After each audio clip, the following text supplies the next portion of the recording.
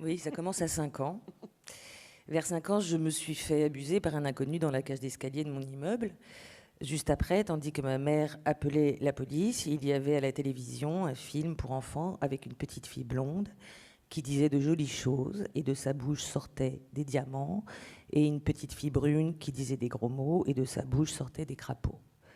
Vers 6 ans, j'ai découvert à la télé Fifi Brin d'Acier, une petite fille avec des tresses en l'air et une force surnaturelle. J'ai beaucoup aimé Fifi Brin d'Acier. À 11 ans, je me suis fait abuser par mon oncle. À 12 ans, j'ai commencé un régime que je n'ai toujours pas terminé pour tenter d'éradiquer ces rondeurs et cette graisse qui semblait poser tant de problèmes de désir et de dégoût. Vers 13 ans, j'ai vu des films avec Marilyn Monroe et j'ai chanté devant le miroir, la bouche en chœur, comme elle, tous ses succès. Vers 16 ans, au cours de théâtre où j'étais inscrite, je me suis rendu compte que pour 10 rôles d'hommes, il y en avait 2 ou 3 de femmes, et qui offraient peu de possibilités d'identification, à savoir l'obligatoirement jeune et belle fille à marier, la soubrette, moins obligatoirement jeune et belle, la marâtre, qui pouvait à loisir être laide et vieille puisque périmée, impropre à la consommation. Plus tard, j'allais me rendre compte que durant ces études, beaucoup de bandes de garçons allaient se constituer et travailler ensemble, et très peu de bandes de filles. Vers 19 ans, je me suis rendu compte que je n'avais pratiquement lu que des livres écrits par des hommes et dont les héros principaux étaient des hommes. Vers 24 ans, j'ai revu des films avec Marilyn Monroe et je me suis rendu compte que j'avais voulu ressembler à une idiote. Vers 25 ans, une casting m'a dit qu'il recherchait pour un film d'auteur une actrice prête à se faire sodomiser en vrai. Vers 26 ans, j'ai commencé avec Jean-Pierre Bacry à m'écrire mes propres rôles. Vers 27 ans, j'ai vu et aimé Thelma et Louise, mais après, je me suis violemment disputée avec un grand ami qui reprochait au film l'usage des armes et la violence de ses héroïnes. Vers 30 ans, quand je faisais des interviews à l'étranger, j'étais très fière de clamer qu'en France, nous étions 20% de femmes réalisatrices, bien plus que dans n'importe quel autre pays du monde.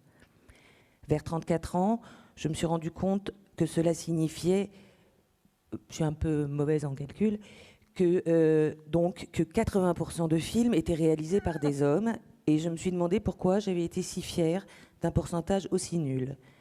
Quelle puissante acceptation de mon infériorité m'avait fait me réjouir d'un chiffre aussi minable. Vers 35 ans, j'ai cherché une actrice jeune, en surpoids, pour un film, et je me suis rendu compte qu'il y avait très peu de candidates. Comme si elle s'était auto-censurée et interdite d'elle-même de pousser la porte d'un cours de théâtre. 1 an plus tard, le film est sorti, avec l'excellente Marie-Lou Berry dans le rôle. Et je me suis rendu compte qu'aucun magazine féminin ne la mettrait en couverture, comme ils aiment pourtant le faire lorsqu'une fille d'actrice célèbre accède à son premier rôle. Au mois de mai, à force d'hésiter entre 12 robes, j'ai eu envie de monter les marches du Festival de Cannes toute nue.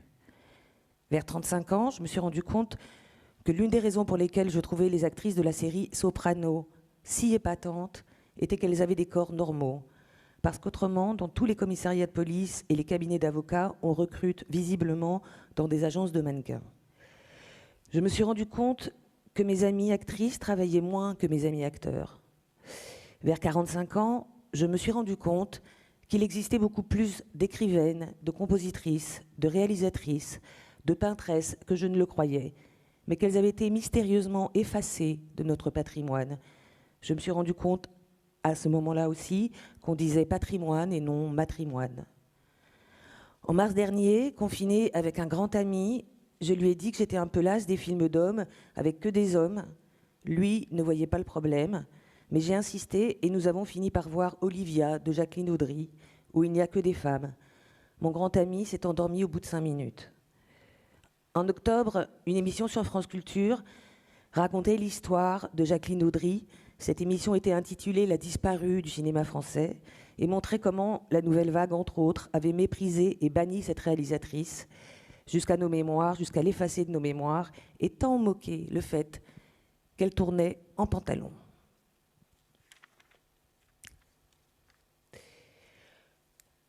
En 2017, on a représenté pour la première fois correctement le clitoris dans les manuels scolaires. Depuis quelques années, on s'est rendu compte qu'une seule femme avait obtenu le César de la meilleure réalisatrice. En 2020, on s'est rendu compte que la composition des votants au César comptait une majorité de 65% d'hommes. En 2020, 88% des films à la télévision française sont réalisés par des hommes. Au cinéma, ce sont 76% des films, selon les années, un peu plus, un peu moins, qui sont réalisés par des hommes. J'ai 56 ans et je ne me réjouis pas de ces chiffres. Je crois à l'influence immense des images, et d'autant plus quand nous n'en avons pas forcément conscience. Je crois qu'une série télé avec un président noir peut aider à élire Barack Obama. Je crois que des représentations répétées de femmes filiformes, jeunes, blanches et soumises n'aident pas à l'épanouissement des femmes ni des hommes. Enfin, je me permettrai de m'inspirer de Camus qui disait que mal nommer les choses, c'était rajouter au malheur du monde, en disant que ne pas mettre en image nos diversités, c'est rajouter au malheur du monde. Je finirai par cette citation. Je ne sais pas qui l'a écrite, ça doit être une femme. Les filles obéissantes vont au ciel, les autres vont où elles veulent.